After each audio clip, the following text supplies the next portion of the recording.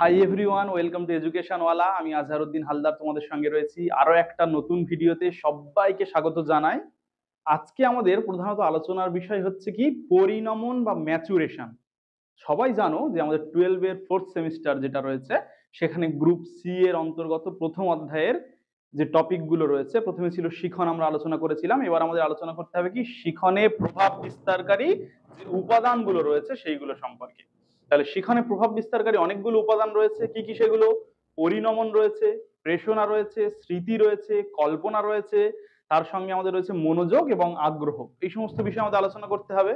এক্ষেত্রে আমরা যেটা করেছি বা আমি যেটা ভেবেছি সেটা হচ্ছে প্রত্যেকটা টপিক আমি ছোট ছোট ভাবে আলোচনা করব, যাতে ভিডিওটা অনেক বেশি বড় না হয়, তোমাদের দেখতে ভালো লাগবে বা আমরা বিষয়গুলো অত্যন্ত গভীরভাবে আলোচনা করতে পারবো, যেটা শুধুমাত্র তোমাদের 12-এ কাজে লাগবে না, ভবিষ্যতেও তোমরা যারা এডুকেশন নিয়ে এগোবে বা যারা শিক্ষকতা পেশাতে আসতে চাইছো তাদের ক্ষেত্রে কাজে লাগবে। তাহলে এই ভিডিওটা শুধুমাত্র দ্বাদশ শ্রেণীর ছেলে মেয়েদের জন্য নয়, তার সঙ্গে সঙ্গে যারা শিক্ষক শিক্ষার জন্য বিভিন্ন কোর্স করছো, বিএড, ডিএলএড, এমএড, তাদের জন্য অবশ্যই কাজে লাগবে। তার সঙ্গে সঙ্গে যারা ভবিষ্যতে শিক্ষক শিক্ষিকা হতে চাইছে, বিভিন্ন পরীক্ষার প্রস্তুতি গ্রহণ করছে, যেমন টেট বা আমাদের এসএসসি এসএলএসটি যেগুলো আমাদের, বা হচ্ছে সিটেট এর ক্ষেত্রে বলবো, বা আমাদের নেট সেটের ক্ষেত্রে বলবো, এটা অত্যন্ত গুরুত্বপূর্ণ একটা টপিক। এগুলো আমাদের জানতে হবে, সেই জন্য আমরা প্রত্যেকটা টপিক খুব গুরুত্ব দিয়ে ভালোভাবে আলোচনা করার চেষ্টা করব। ঠিক আছে?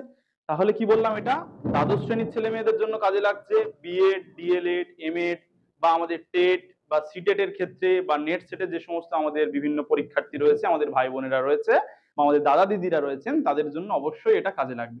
তাহলে আমরা বেশি কথা না বাড়িয়ে সরাসরি ক্লাসে চলে যাব। তার আগে একটাই কথা শুধু বলার, যারা আমাদের চ্যানেলে নতুন, চ্যানেলটা সাবস্ক্রাইব করে নাও, পাশে থাকা বেল আইকনটা প্রেস করে দাও, যাতে আমাদের সমস্ত ভিডিওর আপডেট তোমাদের কাছে পৌঁছাতে পারে।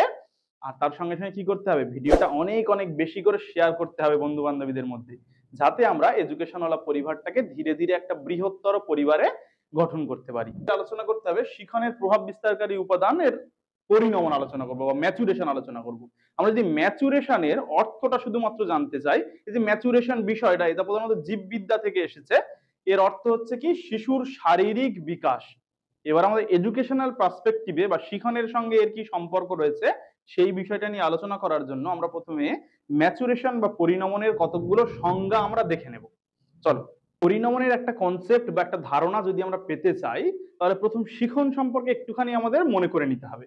শিখনটা আমরা কি বলেছিলাম, আমাদের যে পূর্বের অভিজ্ঞতা রয়েছে তার সঙ্গে সঙ্গে প্রশিক্ষণ, এই দুটোর মিশ্রণের ফলে একটা যে আচরণ ধারার মধ্যে পরিবর্তন, সেটাকেই আমরা বলছিলাম কিন্তু শিখন বা লার্নিং। এই পরিণমন আর শিখনের মধ্যে একটা পার্থক্য রয়েছে। শিখনের ক্ষেত্রে আমরা বলছি একটা প্রশিক্ষণের প্রয়োজন রয়েছে, একটা প্রশিক্ষণলব্ধ পরিবর্তনের কথা আমরা প্রধানত বলতে চাইছি। আর পরিণমনের ক্ষেত্রে কিন্তু কোনো প্রশিক্ষণের প্রয়োজন নেই। মনে করো একটা মানব শিশু জন্মগ্রহণ করছে, করার পর সে কিন্তু তখন অসহায়, তাই না? সে নিজে নিজে তেমন কিছু করতে পারে না। তাহলে তার কি, সেই সময় তার পাকস্থলীটাও অনেক ছোট, সে অনেক কম খাওয়া দাওয়া করে, খাদ্য গ্রহণ খুব কম করে। ধীরে ধীরে সে তার পাকস্থলী বড় হতে আরম্ভ করলো, সে খাবার দাবার বেশি করে খাচ্ছে, তার হাত পায়ের এবং সমস্ত পেশিগুলো ধীরে ধীরে শক্ত হচ্ছে। তারপর সে উপুড় হতে শিখলো, তারপর ধীরে ধীরে সে হামাগুড়ি দিতে শিখছে, সেখান থেকে সে উঠে দাঁড়াচ্ছে, দাঁড়ানোর পর সে ধীরে ধীরে এক পা দুপা করে হাঁটতে শিখছে, এইভাবে সে হাঁটছে, তারপর ছুটছে। এইভাবে যে একটা শারীরবৃত্তীয় পরিবর্তন সাধিত হচ্ছে, সেটাই কিন্তু হচ্ছে পরিণমন। এবার পরিণমন সম্পর্কে আমাদের বিশিষ্ট যারা শিক্ষাবিদ রয়েছেন বা মনোবিদ রয়েছেন, তারা যে সংজ্ঞাগুলো দিচ্ছে সেটা আমরা একটুখানি দেখে নিই। সেটা প্রথমে আমরা দেখছি মনোবিদ কোলেসনিক, তিনি কি বলেছেন, জন্মগত প্রবণতার স্বাভাবিক বিকাশের ফলে আচরণের গুণগত বা পরিমাণগত পরিবর্তনের প্রক্রিয়ায় হলো পরিণমন। তাহলে কি বলছেন তিনি, জন্মগত যে প্রবণতাগুলো রয়েছে তার স্বাভাবিক একটা বিকাশ ঘটছে, তাই না? পরপর পরপর স্বাভাবিক বিকাশ ঘটছে।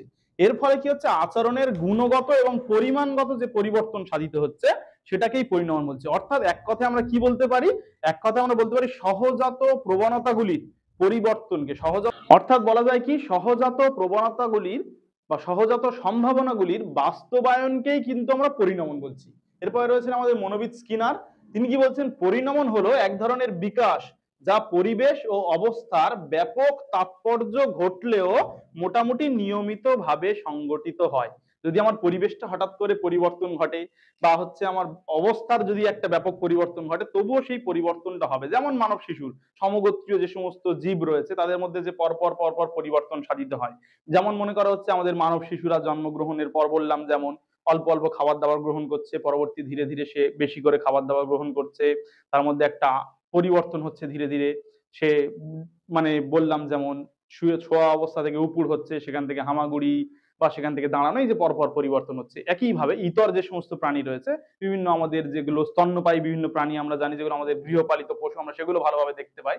সেই সমস্ত শিশুদের মধ্যে মোটামুটি সব জায়গায় একই রকমের একটা কনসেপ্ট দেখা যায়। ভালো করে ভেবে দেখো, গরু, মহিষ, ছাগল এদের যদি বাচ্চা হয়, তারা কিন্তু প্রথমে মানব শিশুর মতো শুয়ে থাকে না, তাই না? তারা কিছুক্ষণ পর থেকে দাঁড়ানো শুরু করে, ছোটা শুরু করে, হাঁটা শুরু করে। ঠিক তেমন প্রত্যেকটা প্রাণীর নির্দিষ্ট ক্রম অনুযায়ী পরপর পরপর তাদের মধ্যে যে পরিবর্তন হয়, সেটাকেই প্রধানত আমরা কি বলছি?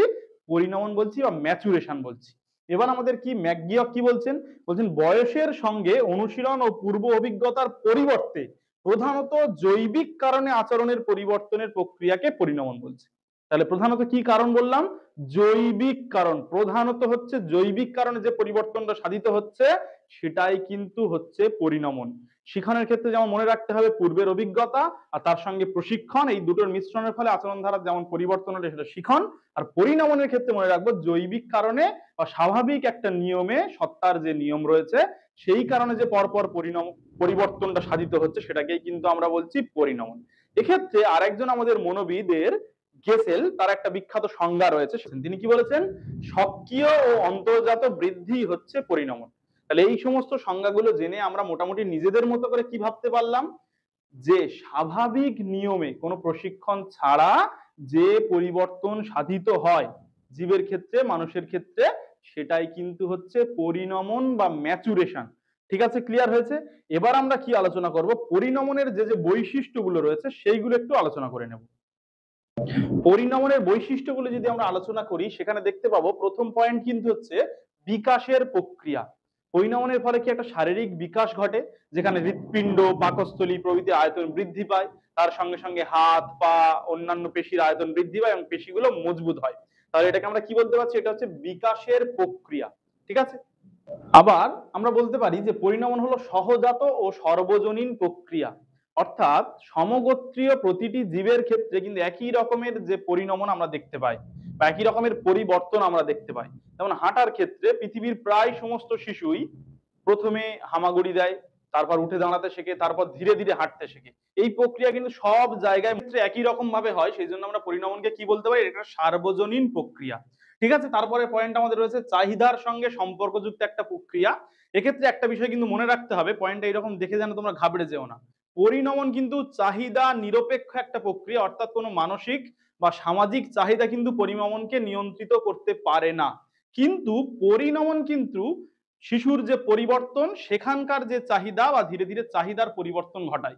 একটা শিশু যখন ধীরে ধীরে বড় হচ্ছে বা কোনো একটা প্রজাতি বা একটা প্রাণী যখন ধীরে ধীরে বড় হচ্ছে, তার মধ্যে চাহিদার একটা পরিবর্তন ঘটে। তার যে খিদা, তৃষ্ণা, যৌনতা, এই সমস্ত যে চাহিদা রয়েছে সেগুলো বৃদ্ধি পায়। অর্থাৎ আমরা কি বলতে পারি? পরিণমনের সঙ্গে চাহিদার একটা সম্পর্ক আছে, কিন্তু পরিণমন চাহিদার দ্বারা নিয়ন্ত্রিত হয় না। তারপরের পয়েন্ট কি রয়েছে? অনুশীলনের সঙ্গে সম্পর্কহীন বা অনুশীলন নিরপেক্ষ একটা প্রক্রিয়া। যেমন ধরো একটা শিশু কি করছে, ছোটবেলায় জন্মগ্রহণ করার পর সে ধীরে ধীরে তার মাংসপেশিগুলো শক্ত হচ্ছে, বারবার বলা হয়েছে। তো সেখান থেকে ধীরে ধীরে সে উপুড় হচ্ছে, তারপর হামাগুড়ি দিচ্ছে, তারপর হাঁটতে শিখছে। এভাবে একটা প্রক্রিয়া পরপর পরপর চলতে থাকছে। এর জন্য কিন্তু আমাদের আলাদাভাবে কোনো অনুশীলনের দরকার নেই। আমরা অনুশীলন করাতে পারি সেটা একটু তাড়াতাড়ি হওয়ার জন্য, কিন্তু যদি অনুশীলন নাও করাই আমরা, পৃথিবীর প্রত্যেকটা শিশু একই রকম পর্যায়ক্রমিক ভাবে তার মধ্যে পরিবর্তন ঘটবে। এই জন্য আমরা পরিণমন হচ্ছে কি একটা অনুশীলন নিরপেক্ষ প্রক্রিয়া। আমাদের পরবর্তী পয়েন্ট রয়েছে শারীরিক ক্ষমতা। পরিণমন কিন্তু শারীরিক ক্ষমতার সঙ্গে একটা সম্পর্ক রয়েছে। পরিণমনের ফলে কিন্তু শারীরিক ক্ষমতা বৃদ্ধি পায়। সেই জন্য আমরা কি বলতে পারি? যে পরিণমন হচ্ছে শারীরিক ক্ষমতা বিকাশের একটা প্রক্রিয়া। তারপরে পয়েন্ট রয়েছে জীবনব্যাপী প্রক্রিয়া নয়, জন্মগ্রহণের পরের মুহূর্ত থেকে বা সেখান থেকেই শুরু হচ্ছে পরিণমন, কিন্তু এটা সারা জীবন ব্যাপী চলতে থাকে না। একটা সময়ের পরে গিয়ে কিন্তু পরিণমনটা বন্ধ হয়ে যায়। সেই জন্য আমরা পরিণমনকে কি বলবো? আংশিক জীবনব্যাপী প্রক্রিয়া, বা এটা পুরোপুরি জীবনব্যাপী প্রক্রিয়া নয়। যেমন আমাদের শিখনটা কিন্তু জীবনব্যাপী প্রক্রিয়া, যখন তখন তুমি শিখতে পারো, যে কোনো বিষয় শিখতে পারো। বিকাশটা একটা জীবনব্যাপী প্রক্রিয়া, কিন্তু আমরা পরিণমনকে কিন্তু জীবনব্যাপী প্রক্রিয়া বলতে পারছি না। এরপর আমাদের পরবর্তী পয়েন্ট কি রয়েছে? সচেতন প্রক্রিয়া নয়। পরিণমনের জন্য কিন্তু সচেতনতার কোনো প্রয়োজন নেই। সচেতন না হলেও ব্যক্তির অজান্তেই কিন্তু পরিণমন ঘটে থাকে। তার যে বিকাশের প্রক্রিয়া, তার যে দৈহিক বৃদ্ধি, তার যে হচ্ছে স্বাভাবিক যে বৈশিষ্ট্যগুলোর বৃদ্ধি পাচ্ছে, সেটা তার জন্য কিন্তু সচেতন হওয়ার কোনো প্রয়োজন নেই। ঠিক আছে, পরে আমাদের শেষ পয়েন্ট কি রয়েছে, জীবন বিকাশের একটা প্রক্রিয়া। পরিণমন কিন্তু নির্ভর করে আভ্যন্তরীণ যে সমস্ত জীবন বিকাশের কেন্দ্র রয়েছে সেইগুলোর উপর। সাধারণত আমাদের যে জৈবিক চাহিদা, সেই জৈবিক চাহিদাগুলোর দ্বারা বা জৈবিক যে পরিবর্তন, সেইটা পরিবর্তনের দ্বারা কিন্তু পরিণমন ঘটছে, তাই না? তাহলে সেই জন্য আমরা কি বলতে পারি, এটা হচ্ছে জৈবিক বিকাশের একটা প্রক্রিয়া। আমাদের আভ্যন্তরীণ কিছু চেঞ্জেসের জন্য, কিছু চাহিদার জন্য আমাদের কিন্তু আমাদের মধ্যে পরিণমনটা সংঘটিত হচ্ছে। তাহলে এই ছিল আমাদের পরিণমনের বৈশিষ্ট্য। এইবার আমরা পরিণমন আর শিখনের মধ্যে যে সম্পর্ক রয়েছে, কিছু কিছু ক্ষেত্রে সাদৃশ্য রয়েছে, কিছু কিছু ক্ষেত্রে বৈসাদৃশ্য রয়েছে, সেইগুলো আমরা একটুখানি আলোচনা করে নেব। শিখন ও পরিণমনের মধ্যে কিন্তু একটা সম্পর্ক রয়েছে। সেই সম্পর্কগুলো আমরা যদি দেখে নিই, তাহলে সেখানে দেখবো দু রকমের সম্পর্ক রয়েছে। শিখন আর পরিণমনের ক্ষেত্রে কিছু কিছু সাদৃশ্য আমরা দেখতে পাই বা মিল কিছু দেখতে পাই, আর কিছু কিছু আমরা অমিল দেখতে পাই। সেই মিলগুলো একটুখানি আমরা বা সাদৃশ্যগুলো একটুখানি জেনে নিই। প্রথমে রয়েছে কি, দুটো প্রক্রিয়ায় আচরণের পরিবর্তন ঘটায়। শিখনের ক্ষেত্রে কি আমরা বলেছিলাম যে একটা প্রশিক্ষণলব্ধ আচরণ, প্রশিক্ষণের প্রভাবে আচরণের পরিবর্তন ঘটানো হয়। আর পরিণমনের ক্ষেত্রে একা একা স্বাভাবিক প্রক্রিয়ায় কিন্তু আচরণের পরিবর্তন ঘটে। তাই দুটো প্রক্রিয়া আচরণের পরিবর্তন ঘটাচ্ছে। পরবর্তী পয়েন্ট রয়েছে, পরিবেশের সঙ্গে অভিযোজনে দুটো প্রক্রিয়ায় কিন্তু কার্যকরী ভূমিকা পালন করে বা দুটো প্রক্রিয়ার কিন্তু প্রয়োজন।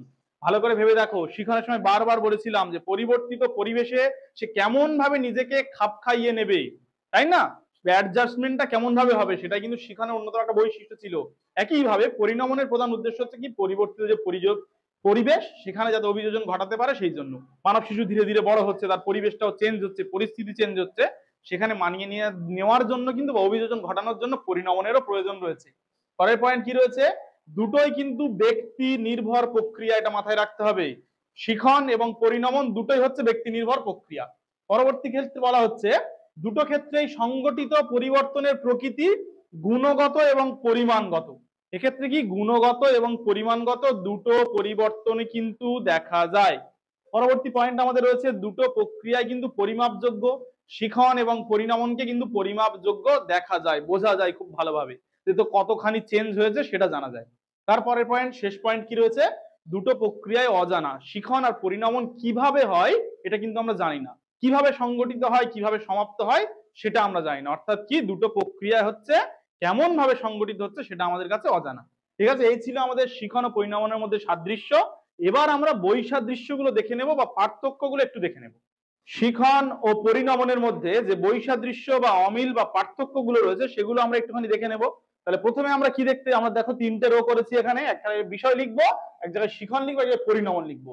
প্রথমে হচ্ছে আমরা প্রকৃতি নিয়ে যদি আলোচনা করতে চাই, যদি তাহলে প্রকৃতি, শিখনের কেমন প্রকৃতি, শিখন একটি মানসিক প্রক্রিয়া।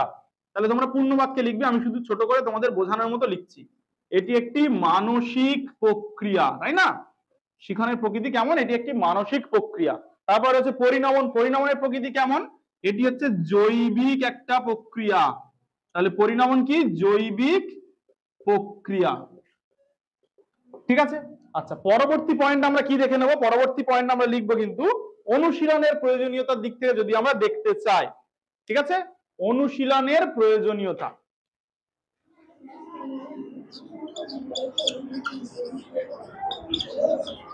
অনুশীলনের প্রয়োজনীয়তা। তাহলে শিখনের ক্ষেত্রে আমাদের কিন্তু অনুশীলনের প্রয়োজনীয়তা রয়েছে। ভালো করে সবাই দেখো, অনুশীলনের প্রয়োজনীয়তা কি হয়েছে, আছে। আর পরিণমনের ক্ষেত্রে আমাদের কিন্তু অনুশীলনের কোনো প্রয়োজনীয়তা নেই, অনুশীলনের কোনো প্রয়োজনীয়তা নেই। আচ্ছা পরবর্তী পয়েন্ট আমরা দেখে নেব, সক্রিয়তা। ঠিক আছে, তাহলে শিখনের ক্ষেত্রে কি বলতো, তোমরা নিজেরাই বলতে পারবে, আমরা যেহেতু লিখিয়েছি। তাহলে শিখনের ক্ষেত্রে কি হয়, সক্রিয়তার প্রয়োজনীয়তা রয়েছে, মানে শিখনে সক্রিয়তা দরকার, তাই না? আর পরিণমনের ক্ষেত্রে কিন্তু সক্রিয়তার কোনো দরকার নেই। অর্থাৎ কি বললাম, পরিণমনের ক্ষেত্রে সক্রিয়তার কোনো প্রয়োজন নেই। তাহলে সক্রিয়তা দরকার নেই বা প্রয়োজনীয়তা নেই সক্রিয়তার। এটা কিন্তু শুধুমাত্র তোমাদের বোঝানোর মতো করে আমি লিখছি, বারবার বলছি। নোটস পাওয়ার জন্য আমাদের হোয়াটসঅ্যাপে ডেসক্রিপশনে হোয়াটসঅ্যাপ নম্বর রয়েছে, সেখান থেকে তোমরা যোগাযোগ করে নেবে। এটা শুধুমাত্র তোমাদের বোঝানোর জন্য।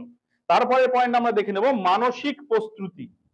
ঠিক আছে, মানসিক প্রস্তুতি।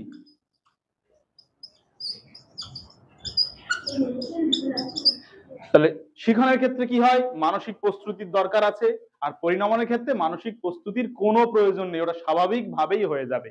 ঠিক আছে, তাহলে মানসিক প্রস্তুতির প্রয়োজন, আর ওটা লিখছি প্রয়োজন নেই। তাহলে এই কটা পয়েন্ট তোমরা ভালো করে দেখে নাও। প্রয়োজন হলে, পরিণমনের ক্ষেত্রে কিন্তু কোনো মানসিক প্রস্তুতির কিন্তু প্রয়োজন নেই, তাই না? পরিণমন একটা স্বাভাবিক প্রক্রিয়া, এক্ষেত্রে কোনো মানসিক প্রস্তুতি নেওয়ার প্রয়োজন নেই। মানসিক প্রস্তুতি না নিলেও একা একা ঘটে যাবে। তাহলে এই যে বিষয়গুলো আমরা বললাম, শিখন এবং পরিণমনের পার্থক্য বা বৈসাদৃশ্য, আরো অনেক পয়েন্ট রয়েছে, সেগুলো আমরা পরে লিখবো, যেহেতু বোর্ডে জায়গা কম, তোমরা প্রয়োজন হলে এগুলো স্ক্রিনশট করে নাও। তারপরের বিষয় কি রয়েছে, নিয়ন্ত্রণ। শিখন কিন্তু সমাজ এবং শিশু বা ব্যক্তি দ্বারা নিয়ন্ত্রিত হয়। কি বললাম, শিখন সমাজ এবং ব্যক্তি দ্বারা কিন্তু নিয়ন্ত্রিত হয়, সমাজ ও ব্যক্তি দ্বারা নিয়ন্ত্রিত হয়। ঠিক আছে, তবে শিখন সমাজ এবং ব্যক্তি দ্বারা নিয়ন্ত্রিত হয়, কিন্তু পরিণমন নিয়ন্ত্রিত হয় না। অর্থাৎ পরিণমনকে নিয়ন্ত্রিত করা সম্ভব নয়, নিয়ন্ত্রিত হয় না। তাহলে কি বললাম, পরিণমন কিন্তু নিয়ন্ত্রিত হয় না। পরবর্তী পয়েন্ট আমাদের রয়েছে লিঙ্গভেদে পার্থক্য। শিখনের ক্ষেত্রে কিন্তু লিঙ্গভেদে কোনো পার্থক্য দেখা যায় না, তাই লিঙ্গভেদে কোনো পার্থক্য দেখা যায় না। শিখনের ক্ষেত্রে কোনো লিঙ্গভেদে পার্থক্য নেই। পরিণমনের ক্ষেত্রে কিন্তু লিঙ্গভেদে একটু পার্থক্য দেখা যায়, মেয়েদের পরিণমনটা দ্রুত ঘটে আর ছেলেদের পরিণমনটা ধীরে ধীরে ঘটে। তাহলে কি হয়, এখানে কি লিঙ্গভেদে কিন্তু পার্থক্য দেখা যায়, এইটা আমাদের মাথায় রাখতে হবে। পরবর্তী পয়েন্ট রয়েছে স্বেচ্ছাধীনতা। শিখন কিন্তু হচ্ছে একটা, মানে স্বেচ্ছায় একজন শিখন গ্রহণ করতে পারে, নিজের ইচ্ছা মতো শিখন গ্রহণ করতে পারে, নিজের চাহিদা মতো শিখন গ্রহণ করতে পারে। অর্থাৎ আমরা কি বলতে পারি, শিখন হচ্ছে ব্যক্তির ইচ্ছার উপর নির্ভর করে। এটা কি লিখবো, ব্যক্তির ইচ্ছাধীন আমরা লিখতে পারি।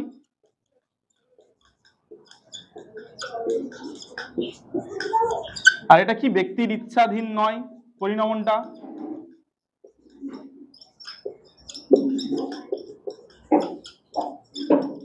ঠিক আছে, আচ্ছা, পরবর্তী পয়েন্ট রয়েছে আমার একটা কৃত্রিম প্রক্রিয়া। ঠিক আছে, শিখন হলো একটা কি কৃত্রিম প্রক্রিয়া, আর পরিণমনটা হচ্ছে একটা স্বাভাবিক প্রক্রিয়া। এটা একটা কৃত্রিম প্রক্রিয়া, আর এটা কিন্তু হয়ে গেল আমাদের একটা স্বাভাবিক প্রক্রিয়া।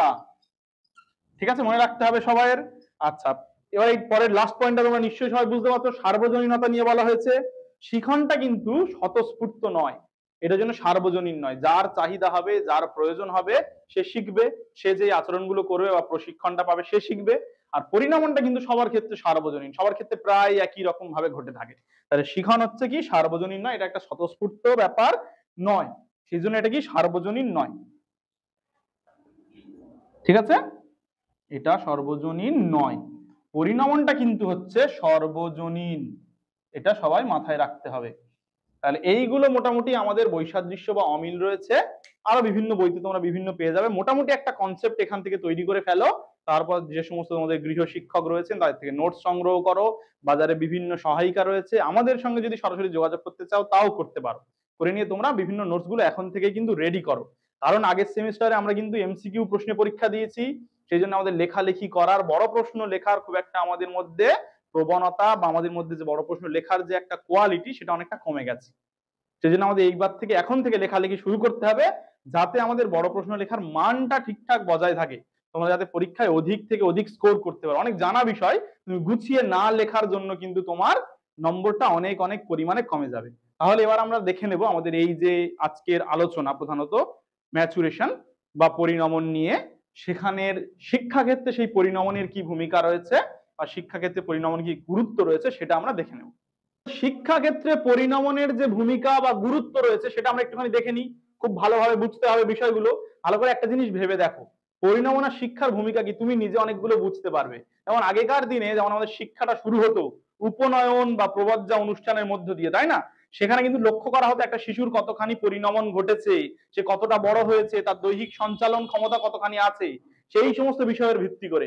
বর্তমানে সমগ্র বিশ্বের নির্দিষ্ট একটা বয়স সীমা নির্ধারণ করা হয়েছে, এই বয়স হলে ক্লাসে ভর্তি হতে হবে, যেমন 5 বছর বয়সে ইনফ্যান্ট বা শিশু শ্রেণীতে ভর্তি হবে। যদি কেজি স্কুলে হয় তাহলে সেখানে যেমন যেমন ক্লাস আছে, অর্থাৎ মানে পড়ার জন্য কিন্তু 6 বছর বয়সের প্রয়োজন। যে নির্দিষ্ট বয়সক্রমটা কেন তৈরি হয়েছে, নির্দিষ্ট বয়সের শিক্ষার্থীরা বা শিশুরা নির্দিষ্ট রকম তাদের পরিণমন হয়েছে, ম্যাচুরেশন হয়েছে। এছাড়াও অনেকগুলো উপাদান রয়েছে, আমরা যেহেতু পরিণমন নিয়ে আলোচনা করছি তাহলে পরিণমনটা প্রধানতই কিন্তু আমরা বলছি। এছাড়া আরো অনেক কিছু বিষয় আছে, তার চাহিদা একই রকম হবে, তাদের যে বিভিন্ন ধরনের যে বিকাশের যে প্রক্রিয়াগুলো সেগুলো প্রায় একই রকমের হবে। এই জন্য শিক্ষা ক্ষেত্রে পরিণমনের একটা অত্যন্ত গুরুত্বপূর্ণ ভূমিকা রয়েছে, সেগুলো আমরা একটু দেখে নিই। তাহলে প্রথমে কি, দৈহিক ও মানসিক প্রক্রিয়া। ভালো করে ভেবে দেখো, শিক্ষা ক্ষেত্রে কিন্তু মনে রাখা হয় শিক্ষাটা কিন্তু দৈহিক মানসিক উভয় বিকাশকে লক্ষ্য করে শিক্ষা ব্যবস্থাটা রচিত হচ্ছে, তাই না?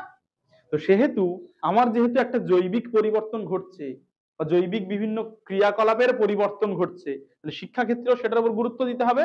তারপর আমি সেই শিশু বা সেই শিক্ষার্থীকে তেমন ভাবে শিক্ষাদান করতে পারবো বা সে তেমন ভাবে শিক্ষা গ্রহণ করতে পারবে। এই জন্য কি বললাম, শিক্ষা ক্ষেত্রে তাহলে ম্যাচুরেশন বা পরিণমনের একটা গুরুত্ব রয়েছে। শিখনের গতি ও সীমা নির্ধারণ, এই বিষয়টা একটু মাথায় রাখতে হবে। একটা শিখন কেমন পর্যায়ে হবে, একদম একটা ছোট বাচ্চা যখন আমাদের কাছে পড়াশোনা করতে এলো, তাকে যদি আমি প্রথম দিন অনেকগুলো বিষয় শিখিয়ে দিই, সে পারবে কি? করতে পারবে না। প্রথমে আমরা তাদের সঙ্গে একটা বন্ধুত্ব স্থাপন করলাম, তোমার নাম কি, তোমার বাবার নাম কি, সে যা জানে সেগুলো জানলাম। তারপর তাকে আমরা ছোট ছোট একটা করে অক্ষর শেখাবো, বা লেখার ক্ষেত্রে আমরা প্রথমে দাঁড়ি, এরকম সোজা দাঁড়ি, হেলা দাঁড়ি, গোল, বিভিন্ন আঁকিবুকি, এগুলো প্রথমে শেখাবো তাদের, তাই না? প্রথম কথা, লেখার আগে তারা আমরা তাদের সঙ্গে কথা বলবো, তাদের সঙ্গে একটা নিজেদের সম্পর্ক স্থাপন করব। তাহলে এই যে একটা ধীর ধীর গতি হচ্ছে। আর একই ভাবে তোমরা একটা মাধ্যমিক উচ্চ মাধ্যমিকের স্টুডেন্ট, তোমাদের আমি যেমন গতিতে পড়াচ্ছি আর ছোটদের গতিটা কি একই হবে? সীমানাটা কি একই হবে? অনেক বিস্তৃত বর্ডার অ্যাসপেক্টে আমরা চলে এসেছি। তাহলে এই জন্য পরিণমনটা জানা প্রয়োজন, যে সেই অবস্থায় তার পরিণমনটা বা ম্যাচুরেশনটা কোন স্টেজে রয়েছে। তারপরে কিন্তু আমরা শিখন বা পুরো শিক্ষা প্রক্রিয়াটাকে আমরা নিয়ন্ত্রণ করতে পারবো, শিখনের গতিটা আমরা নিয়ন্ত্রণ করতে পারবো, যে কোন গতিতে আমরা তার মধ্যে শিখনটা দেবো বা লার্নিংটা তাদের হবে। ঠিক আছে? তারপর রয়েছে ভাষা বিকাশ বা ভার্বাল ডেভেলপমেন্ট, যেটা রয়েছে। তাহলে ভাষা বিকাশের ক্ষেত্রে আমার দৈহিক যে প্রক্রিয়াগুলো রয়েছে সেইগুলো বিকশিত হওয়া প্রয়োজন, তাই না? তারপর ভাষা তো, ভাষা জ্ঞান থাকলে তারপর তো আমার মধ্যে শিখনটা কমপ্লিট হবে আর শিক্ষাটা আমরা অর্জন করতে পারবো। তাহলে স্বাভাবিকভাবে আমরা কথা বলতে শিখছি, প্রথম দিকে 2-4টে উচ্চারণ করছি, কিছু কিছু শব্দ উচ্চারণ করতে শিখছি, বাবা মা বলতে শিখছি, তারপর ধীরে ধীরে আমাদের মধ্যে একটা বাক্য গঠনের একটা সক্ষমতা তৈরি হচ্ছে, এমন ভাবে কাদের সঙ্গে কথা বলতে হয় সেগুলো শিখছি বড় হয়ে। তাহলে এই যে পর্যায়গুলো পরপর পরপর পরিণমনের ফলে ঘটছে, যেটা কিনা শিখনের সঙ্গে সম্পর্ক যুক্ত। ক্লিয়ার হলো? তাহলে ভাষা বিকাশের ক্ষেত্রে কি হয়, পরিণমনের গুরুত্বপূর্ণ ভূমিকা রয়েছে। পরবর্তী পয়েন্ট কি, জীবন বিকাশ। শিক্ষার অন্যতম লক্ষ্য কি? জীবন বিকাশ ঘটানো। জীবন বিকাশের ক্ষেত্রে কি হতে, জৈবিক বিকাশ যদি আমার না ঘটে, জীবনের বিকাশটা কেমন করে ঘটবে? আমি যদি একটা স্টেজে গিয়ে আটকে যাই, একদম ছোটবেলা বাচ্চা শিশু হয়ে পড়ে রয়েছে, তাহলে আমার মধ্যে কি জীবন বিকাশ হলো? হলো না। তাহলে আমার প্রথম পরিণমনগত বিকাশটা বা পরিবর্তনটা ঘটতে হবে, তারপর আমার জীবন বিকাশ করতে পারবে। তারপর কি হচ্ছে, পরিকল্পনা মাফিক পাঠ ও শিক্ষা পরিকল্পনা। তাহলে আমার বারবার একটা জিনিস ভাবতে হবে, বর্তমান দিনে শিক্ষা ব্যবস্থাটা কিন্তু অত্যন্ত পরিকল্পনা করে আমাদের রচনা করা হয়। একটা শিশুর পাঠ্যক্রমে কি কি বিষয় আমরা রাখবো, সেক্ষেত্রে তার আমরা দেখব তার কতটুকু পরিণমন ঘটেছে, অর্থাৎ ম্যাচুরেশনটা এখন কোন লেভেলে রয়েছে, সেই অনুযায়ী কিন্তু তার পাঠ পরিকল্পনা করা হবে বা শিক্ষা ব্যবস্থাটা পুরোপুরি পরিকল্পনা করা হবে। ভালো করে ভেবে দেখো, একদম ছোট শিশুদের জন্য আমরা একরকম পরিকল্পনা করি, তাদের ক্ষেত্রে চেয়ার বেঞ্চ গুলো আলাদা করি, বইপত্রগুলো তেমন করি যাতে তারা মজা পায়, আনন্দ পায়, সেইভাবে একটা পড়ানোর চেষ্টা করি। আবার আমরা একটা বড় শিশুর ক্ষেত্রে আমরা বেঞ্চগুলো উঁচু করি, বা পুরোপুরি আমাদের দেখো সেটআপটা চেঞ্জ হয়ে যাচ্ছে, পড়ানোর ধরন থেকে শুরু করে প্রত্যেকটা বিষয়, শিক্ষার প্রত্যেকটা জিনিস কিন্তু অনেকটা পরিবর্তন ঘটছে।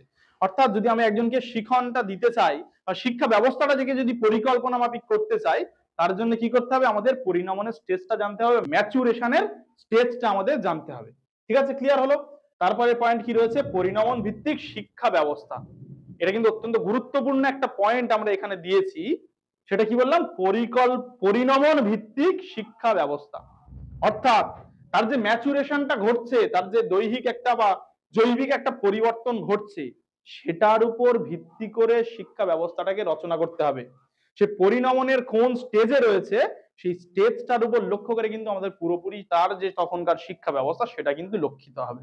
ভালো করে বিষয়টা তুমি মাথার মধ্যে নিয়ে দেখো, আমার অভ্যন্তরীণ দৈহিক যে পরিবর্তনগুলো সাধিত হচ্ছে, তার উপরে কিন্তু শিক্ষার একটা গুরুত্বপূর্ণ সম্পর্ক রয়েছে, একটা গভীর সম্পর্ক রয়েছে।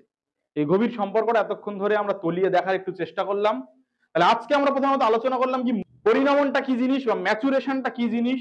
সে ম্যাচুরেশন অনেকগুলো সংজ্ঞা দিয়েছেন বিভিন্ন শিক্ষাবিদ মনোবিদ, সেগুলো জেনেছি। তার সঙ্গে সঙ্গে আমরা কি করেছি, এর বৈশিষ্ট্যগুলো জানার চেষ্টা করেছি। শিখনের সঙ্গে যে একটা সম্পর্ক রয়েছে, লার্নিং আর ম্যাচুরেশনের যে একটা রিলেশনশিপ রয়েছে, সেইটা আমরা দেখেছি। তার মধ্যে কি কি মিল রয়েছে সাদৃশ্যগুলো, আর কি কি বৈসাদৃশ্য রয়েছে সেইগুলো আলোচনা করার চেষ্টা করেছি, তাই তো। আর তারপরে আমরা কি করেছি, শিক্ষা ক্ষেত্রে পরিণমনের যে ভূমিকা রয়েছে এটা আলোচনা করার চেষ্টা করেছি। এখানে একটা বিষয় তোমাদের বলে রাখছি, প্রত্যেকটা আমাদের শিখনের প্রভাব বিস্তারকারী উপাদান রয়েছে, তার কিন্তু শিক্ষা ক্ষেত্রে অবদান, গুরুত্ব, ভূমিকা মুখস্থ তোমাদের করতেই হবে বা জানতেই হবে। পরীক্ষায় বহুবার এই ধরনের প্রশ্ন এসেছে, সেই জন্য অত্যন্ত গুরুত্ব দিয়ে তোমরা কিন্তু এইগুলো জানবে, ঠিক আছে। এরপর আমরা পরবর্তী ভিডিওতে প্রত্যেকটা টপিক আলাদা আলাদা করে বোঝানোর চেষ্টা করব। বারবার বলেছি, আমি চাইছি না পুরোপুরি ক্লাসটা তোমাদের দিয়ে দিতে, কারণ অনেক বড় ক্লাস দেখার সময় আমাদের মধ্যে একটা একঘেয়েমি চলে আসে, ভালো লাগে না আমাদের, আমার নিজেরও ব্যক্তিগতভাবে ওই রকম হয়। ওই জন্য আমি চাইছি এই টপিকগুলো কেটে কেটে ভিডিও প্রোভাইড করার জন্য একটা প্লে লিস্ট বানিয়ে দিয়েছি, সেখান থেকে তোমরা দেখে নেবে।